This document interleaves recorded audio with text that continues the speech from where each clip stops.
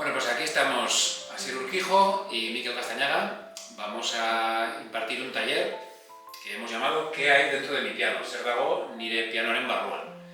Y bueno, lo que vamos a explicar es todo el mecanismo interior de un piano. Nos hemos dado cuenta de que muchas de las personas que aprenden piano, tanto en Bilbao Música como en otros centros, al final en lo que se centran es en aprender esta parte del piano, solamente las teclas y hacer sonar la música, pero muchas veces no tenemos tiempo en clase o no le dedicamos lo suficiente a saber qué pasa, la magia del mecanismo interior, ¿no? Y pues hoy vamos a dedicar unas horas a compartir esto, a saber cómo funciona, la evolución del instrumento, cómo ha llegado a este punto, qué diferencias hay entre el piano de cola y el piano vertical y bueno, algunos truquitos, ¿no? que son curiosidades de lo que hay dentro del piano y también que nos van a hacer pues, entenderlo mejor y en el fondo pues, a disfrutarlo más, ¿no? y aprender a tocarlo mejor, a cuidarlo mejor, a saber cómo hablar con el afinador cuando viene a nuestra casa, a saber qué pedirle, todo este tipo de cosas. Yo creo que va a ser muy interesante.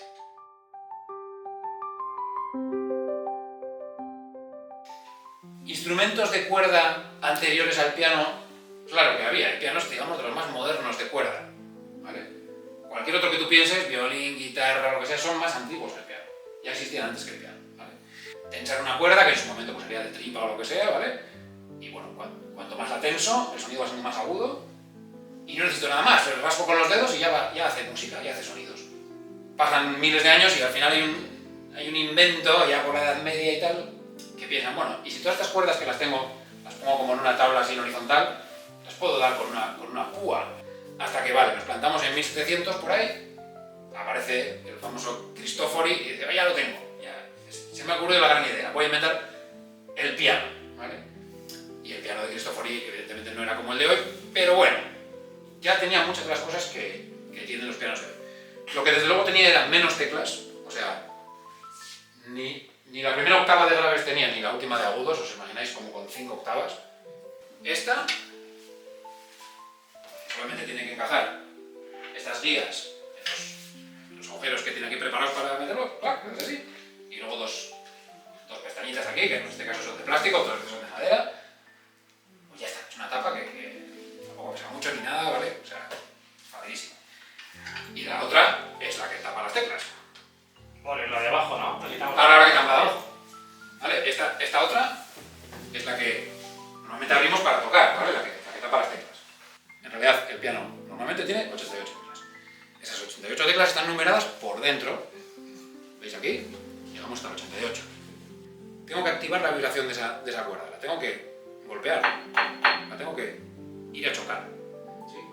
Y bueno, este martillo, que es el que va a hacer este trabajo, como que no puedo estar yo con los dedos así golpeando, ¿vale? Pues lo activo desde la tecla. El diámetro del entorchado es igual, lo que pasa es que al principio y al final se reduce porque tienes que morderla, ¿no? Con la cuerda de acero y que eso no suelte y no vibre.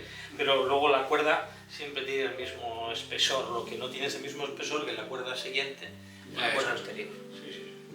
Son tan finas estas cuerdas que aunque no tengan apagador, su sonido no va a perdurar tanto.